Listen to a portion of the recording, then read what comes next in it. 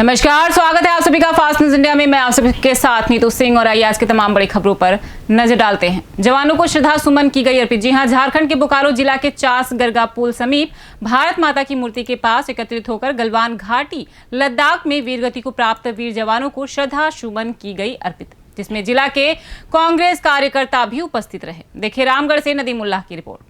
अमर शहीद अमर रहे, अमर रहे, अमर रहे, वीर शहीद अमर रहे, अमर रहे, अमर रहे, गलवान घाटी के शहीदों अमर रहे, अमर रहे, अमर रहे, गलवान घाटी के शहीदों अमर रहे, अमर रहे, अमर रहे, गलवान घाटी के शहीदों अमर रहे, अमर रहे, अमर रहे। भारत माता की जय, भारत माता की जय, भारत माता की जय। सड़क पे गड्ढे से जनता परेशान। जी हां, झारखंड के रामगढ़ जिले के लाइफलाइन कहे जाने वाली राष्ट्रीय उच्च पथ 143 की स्थिति बेहद खराब है। कोलेबिरा से ओडिशा सीमा पर स्थित बांसजोड़ तक सड़क पर जगह जगह गड्ढे हैं, जिसमें मानसून के आते ही इन गड्ढों में जल जमाव होने से आने जाने वालों की दिक्कत बढ़ जाती है। प्रशासन इस ओर कोई ध्यान नहीं दे रहा है। देखिए रामगढ़ से नदीमुल्लाह की रिपोर्ट।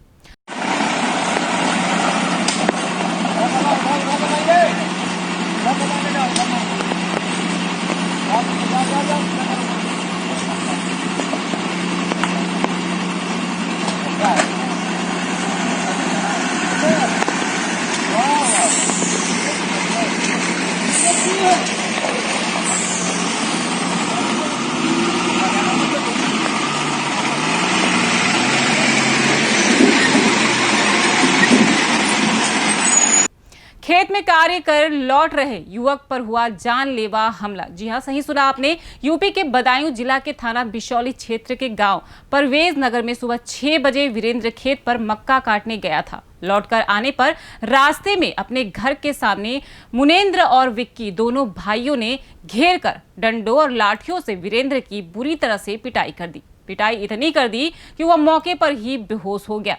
तब उसके आसपास खड़े लोग भागकर उसके पास पहुंचे तो देखा कि वीरेंद्र बेहोश पड़ा है। उन्होंने देखा मुनेंद्र और विक्की वहां लाठी लेकर खड़े हैं तथा वहां खड़े लोगों ने यह सूचना उसके परिवार वालों को दी। इस मामले में यह भी बताया जा रहा है कि इनकी 10 दिन पहले आपस में किसी बात को लेकर कहासुनी हुई थी। उसी बात के चलते इन्होंने अपने घर के सामने वीरेंद्र को घेर कर बुरी तरह से घायल कर दिया और घर से फरार हो गए। इस बात को लेकर वीरेंद्र का परिवार काफी गुस्से में नजर आया है। मौके पर पहुंची 112 पुलिस ने पीड़ित को अग्रिम कार्रवाई के लिए बिशौली कोतवाली भेज दिया है। देखिए परवेज नगर से विशाल कुमार की रिपोर्ट।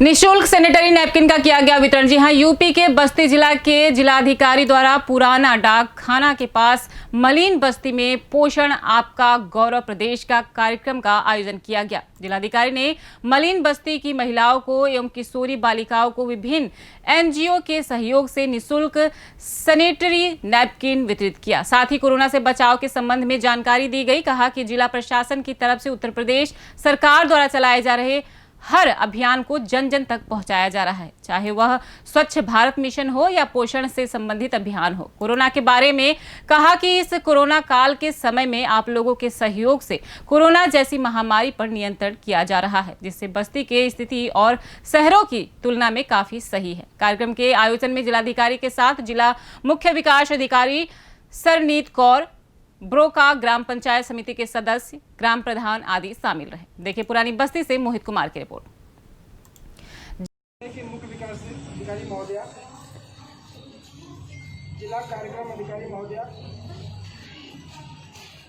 बाल विकास एवं पुष्टाहार विभाग की सभी सम्मानित कर्मचारी अधिकारीगण, हमारे बच्चों, ये अत्यंत हर्ष का विषय है कि इस कोरोना काल में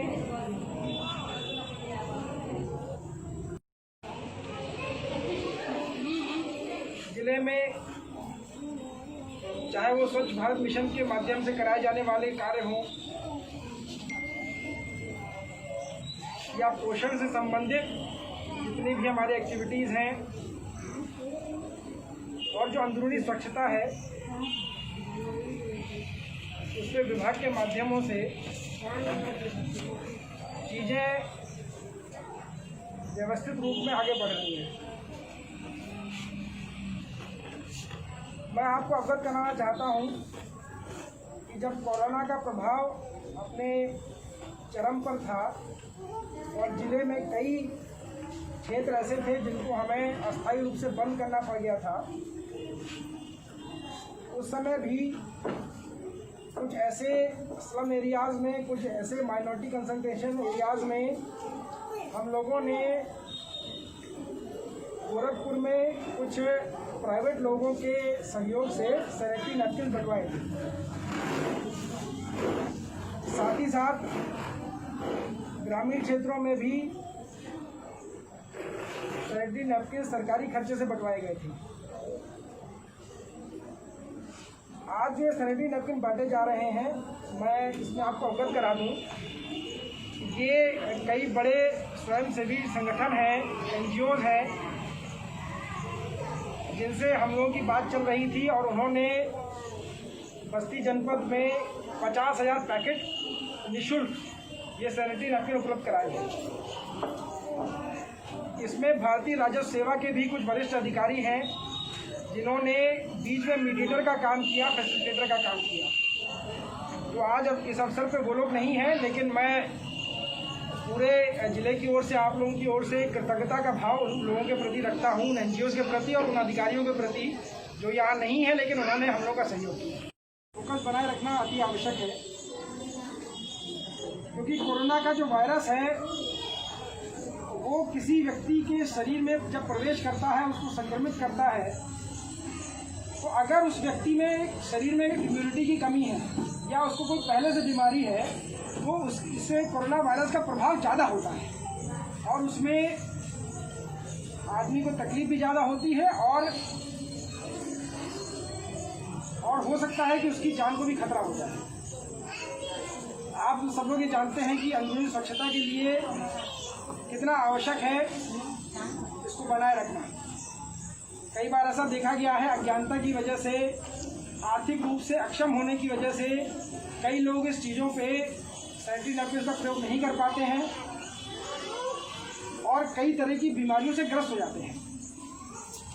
तो आप ये मान के चलिए कि अगर इस कोरोना काल में ऐसा होता है तो निश्चित रूप से ये घातक हो सकता है। तो मैं इस पूरी एक्टिविटी के लिए मुख्य विकास अधिकारी महोदया, ICDS डिपार्टमेंट के सभी सम्मानित अधिकारी कर्मचारियों को एक बार बधाई देता हूँ। उन्होंने आप इधर से आना, फोटो खींचो।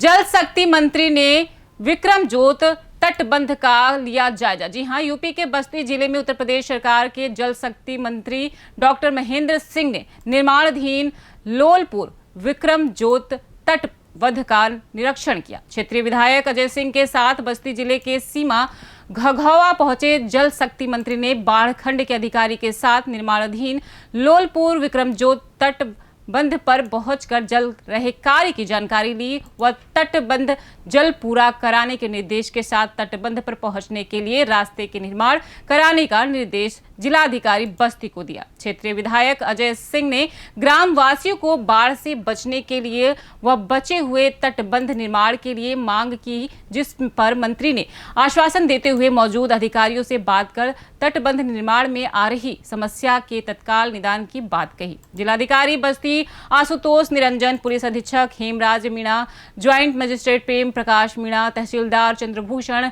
SDM अनुपम मिश्र, अधिशासी अभियंता बाढ़खंड दिनेश कुमार, ग्रामीणों में हेमंत कुमार पांडे सहित अन्य लोग मौजूद रहे। देखिए पुरानी बस्ती से मोहित कुमार की रिपोर्ट। ये हमारा बैराज हो गया, ये पोर्शन ये बॉर्डर है, ये नाला जो है बॉर्डर है, ये बस्ती है तो यहाँ पर सर। और ये इसके बाद सर हमने जब ग्रीन वाला, जिसमें हमने लगभग 80% काम कर लिया है।